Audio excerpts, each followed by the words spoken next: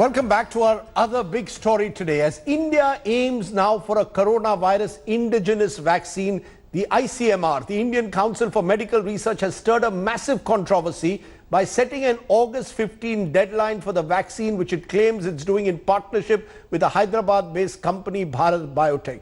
Experts are questioning the ICMR's efforts to expedite the vaccine, calling the deadline and the manner in which letters are being sent out completely unrealistic. Let's take a look at this report from Milan Sharma. India is aiming for a coronavirus vaccine by Independence Day. A letter written by ICMR Director General Dr. Balram Bhargav asking participating hospitals to speed up human trials for Bharat Biotech's indigenous vaccine has stirred a massive controversy. Dr. Bhargav's letter states it is envisaged to launch the vaccine for public health use latest by 15th August 2020 after completion of the trial. For this, it is advised to fast-track all approvals needed to ensure subject enrollment is initiated no later than 7 July 2020. The letter ends with a warning. Non-compliance will be taken very seriously. Sources in the ICMR have confirmed the letter is authentic. Experts are now raising questions over ICMR's efforts to expedite the vaccine.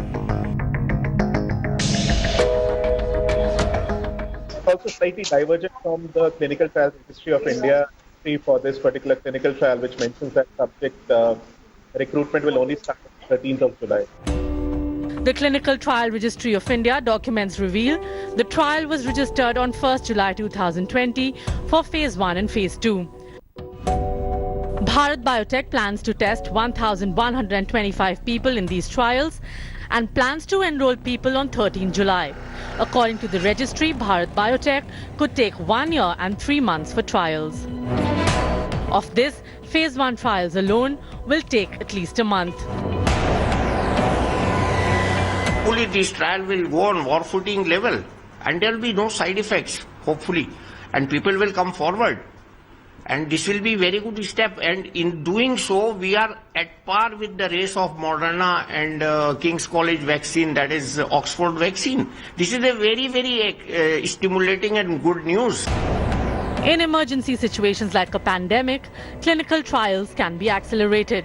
In such a case, Phase 1 trial, which is for safety studies, is conducted on 50 to 500 people. It takes up to 4 months. Phase 2 is for dosage of the vaccine. It's conducted on 500 to 1,000 people and takes another 4 months. But in the case of Covaxin, these two phases will happen together to save time. Bharat Biotech itself, in a recent interview to India Today, had looked at a year-end delivery of the vaccine. We are all working sincerely, I'm telling you, as a commercial company, is not to make a story out of it, but the virus, to multiply, it takes 15 days. So it doesn't happen just like that.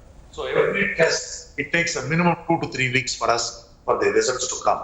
Experts have questioned the fast tracking of human trials because they say, does it signify and assure the safety and efficacy of a vaccine that will finally be given to millions to fight the coronavirus? With Pradeep Gupta, this is Milan Sharma for India Today. So is there pressure on ICMR, on Bharat Biotech to fast track the vaccine, particularly keeping in mind an August 15 deadline so that the Prime Minister could maybe make an announcement at Independence Day? Is this the way medical science works? We're joined by Anand Bhan, researcher in global health, bioethics and health policy. He joined me from Mangaluru. Professor Ramanan Lakshminarayan, Director, Center for Disease Dynamics, Economics and Policy, is also with us. Thank you both very much for joining us. Before I come to you, I want to play what Dr. David Nabarro, the WHO envoy on COVID-19, told me just yesterday when I asked him about vaccines and how long it would take for a vaccine. Listen in. And how long is it going to take the world to ensure that everybody who wants can be immunized? I think it'll be a bit of time. So I like to say, let's consider when the world is likely to have a safe and effective vaccine or vaccines that can be made available for all 7.8 billion inhabitants. I think it's 2.5 years, honestly. And that's why I'm asking everybody to plan for living with the virus and getting on top of it for 2.5 years minimum. And if it turns out to be quicker, then I shall be the first person to jump for joy. Here is the world's leading, one of the world's leading public health authorities saying 2.5 years. The government of India or the ICMR seems to be setting an August 15 deadline. The vaccine by August 15. Science or fiction? Is the ICMR acting under pressure? Do vaccines work to a deadline? These are some of the questions I want to raise.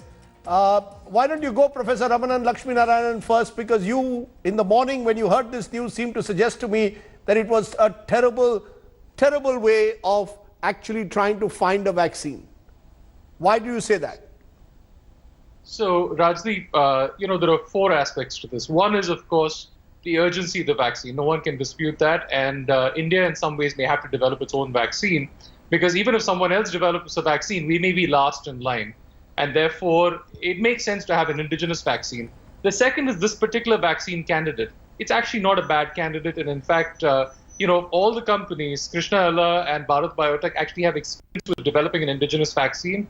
They did that with the rotavirus vaccine, but that took, probably 15 years in their process. It took about 30 plus years, right from when the strain was found to when we had a vaccine. So that's the typical timeline of vaccine development. So not like the vaccine candidate is bad.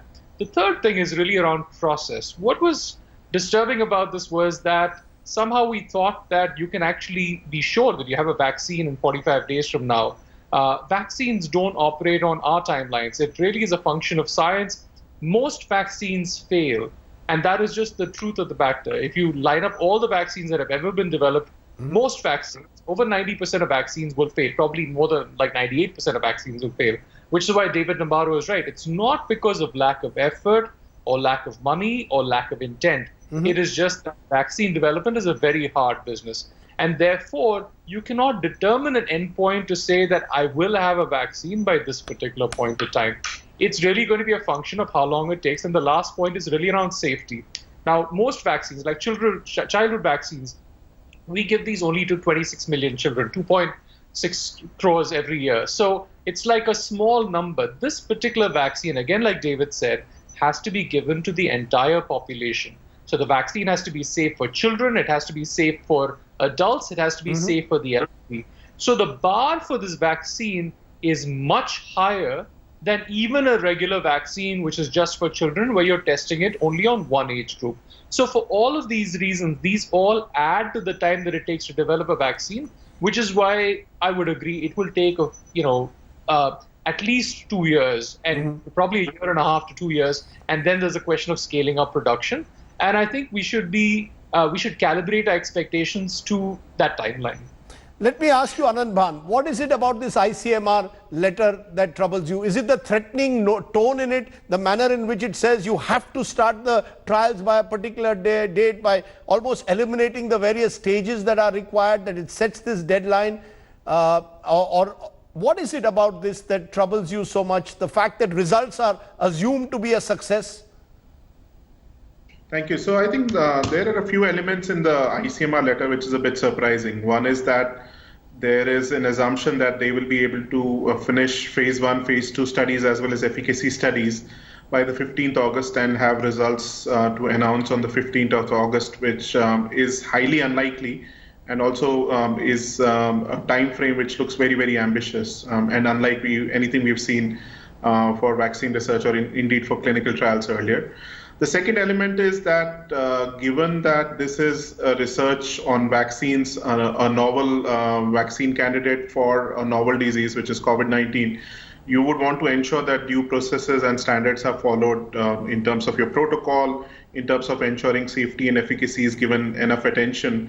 And the time frame that is being lined up makes it extremely difficult to do it.